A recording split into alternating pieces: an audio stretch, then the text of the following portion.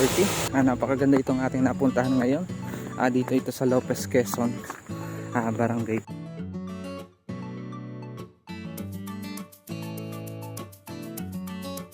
Yung high school po elementary, yan lang po yung school. Kita niyo po isang yan po, tas ito na ay yung kanyang property na binebenta.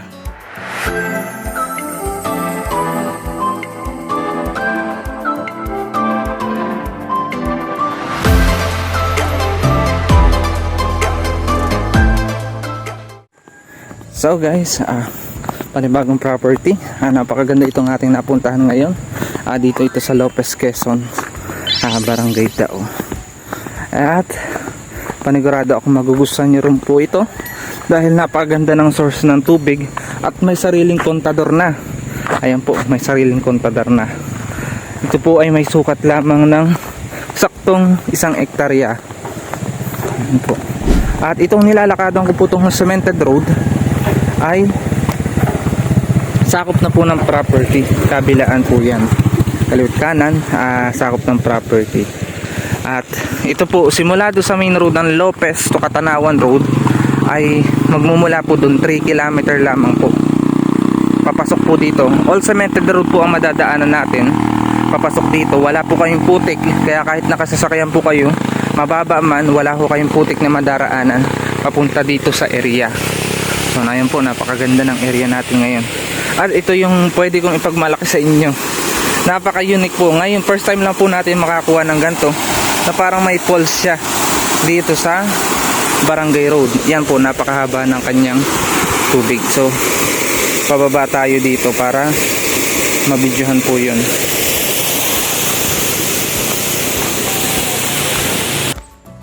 Magsisimula po yung property niya dun sa lukaran na yon.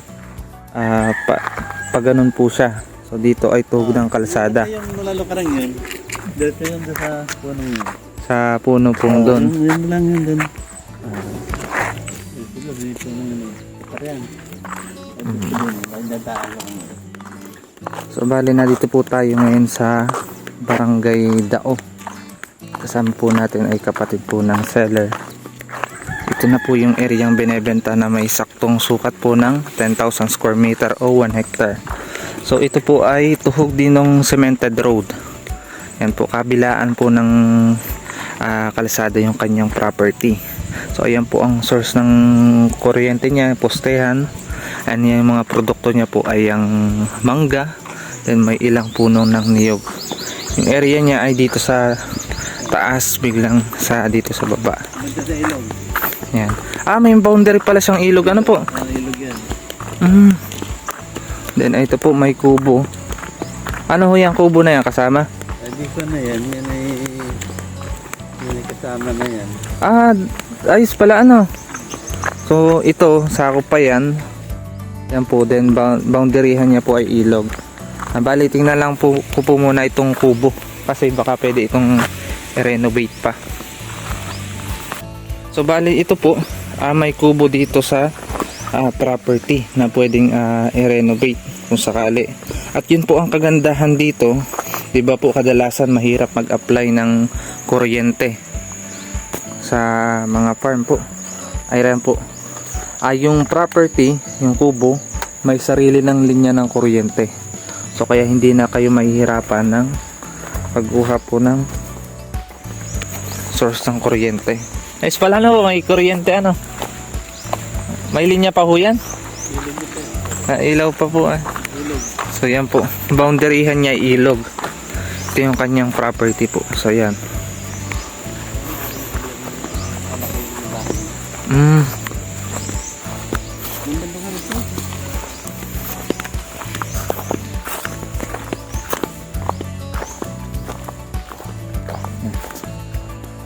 Sinasamahan po tayo ng ano nga pong pangalan niyo po, sir? Kapitan Bilying. So yun po si ex-kapitan po dito po. Yan. Yan po.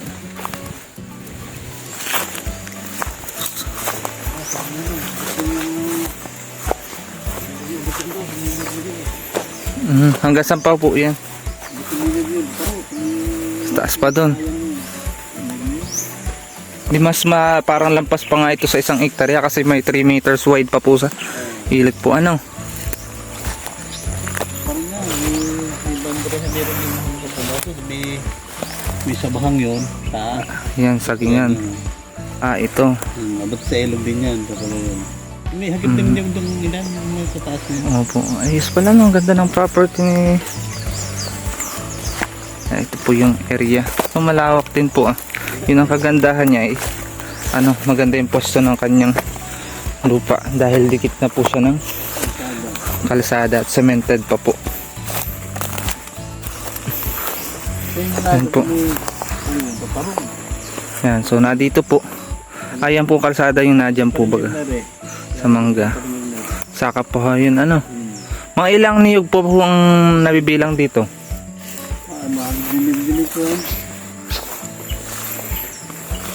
3, 4, 5, 6. Ang lakas pati magbunga Mga siguro, mga 30 puno yan. Yes po. Okay na din yun. Sa mini farm. Siguro ganun. So, yan po yung kanyang lupa.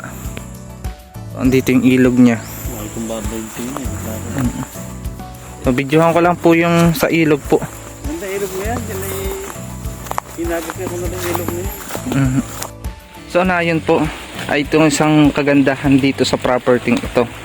Sa 1 hectare. Yan po yung property. Then ito po. Dikit po siya ng ilog na ito. So, yan po. Ang ganda ng ilog niya. Napakalinaw po. Yan po, hanggang dun po yan. Dito po iniigaban din po itong ilog nito. Pinagkukunan po ng tubig. Kaya po napakalinaw din po talaga ng ilog. So pwede itong i-develop. Yan, pwede kayo dyan, may bahay kayo dyan, tapos i-develop nyo itong ilog para magandang liguan. Yan po yung kanyang kagandahan. Yan po, hanggang dun pa po yan. Sa may tatawid pa po ng kalsada. Yung ilog po niya na dito po nakadikit siya.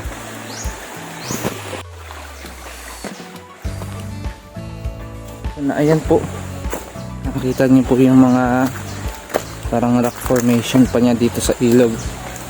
Ayan po, nakita ko dito sa property. Ito po yung property ng ating binebenta. Kita niyo naman po kapantayan dito, then dun may kapantayan rin po, at doon din po ay may pantayan din po. So ito lang po yung ilog niya sa gilid na napakalinaw po yan. Diyan po. Hanggang doon pa po yan sa may barangay road. Kasi ito pong property along the road po yan. Ito yung boundaryhan niya po. So ito pong saktong 10,000 square meter ay higit pa po. Dahil po mayroon pong widening ang ilog ng 3 meters. At yun nga po, ang kagandahan niya ay may linya ng kuryente, tubig. Napakaganda po. So ayan po, pantayan niya. Tingnan pa natin yung dito yung isang ilog. Dito may sako pa rin po kasi dito. Yan po, bahay na yan. Kasama po yan. Yan po. So ito yung parang may falls. May falls siya dito.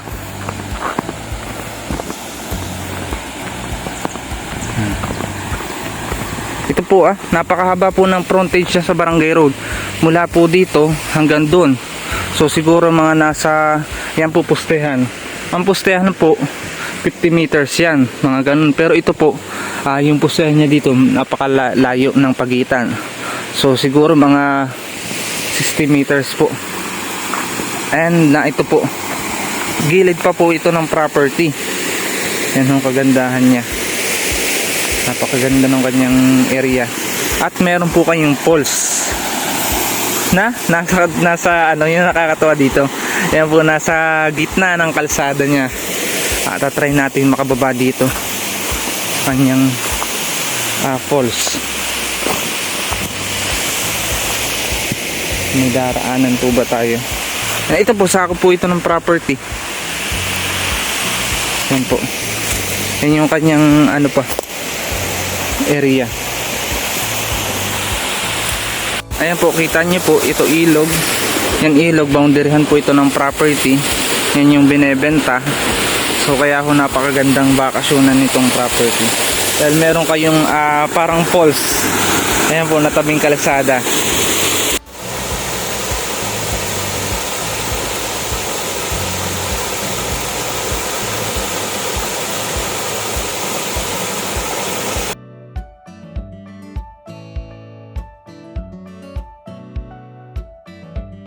So narito po yung kanyang ilog. Napakahaba po ng ano niya sa ilog, dikit. At ito po yung barangay road na cemented. Ito yung parang falls niya. Ang ganda. Ayan po. Napakalinaw po nitong tubig na ito. Hindi po to pwedeng sirain or anuhan ng mga basura dahil pinagkukunan po ito ng source ng tubig din ng barangay. Mula po doon madami mga hose na dito sila nakakuha ng tubig, mga may linyahan sila dyan.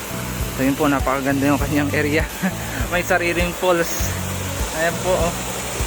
Ngayon lang po kayo makakakita nito. Kay ka-trippers lang na meron tayong falls na ganyan po kataas lang. Siguro mga 8 feet lang po yung taas niya na barangay road na yan. Ito kaya magandang i-develop po ito. Pwedeng gawing resort dahil napakaganda po ng kanyang area dyan. Dito po nakatayo yung kanyang lote. Ayan po yung ilog. Andito yung parang sa spillway po dito. Then ito po sa yung kalsada. Dito po dumaan sa kanyang mismong Ito yung dalawang ilog gitna din. ng property. Ayan po. So ito po yung lot number 75 na naka-indicate po dito sa kanyang original title. Ayan po.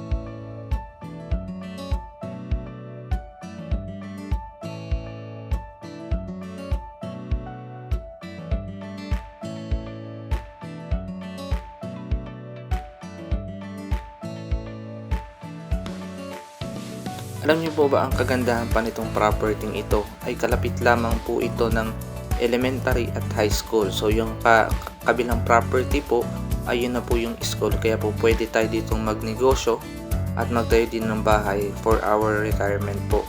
Then sa barangay naman po ay napakalapit din naman po. Then usapang naman po, layo nito sa pinaka-town proper nitong Lopez, Quezon po ay siguro po nasa 30 minutes or higit po na biyahe lamang po. So fully cemented naman po yung ating madaraanan. Kung nagustuhan niyo po itong property ito, i-message niyo lamang po ako sa aking number. Available po yan sa WhatsApp at Viber, o kaya naman sa aking Facebook account, Peter Purificacion-Ulayaw. At huwag niyo rin kalimutan mag-subscribe para lagi po kayong updated sa aking mga bagong upload na property. Baka sa kasunod na upload ko, ayun na ang farmland na hinahanap mo. Yun lang, maraming salamat sa panonood.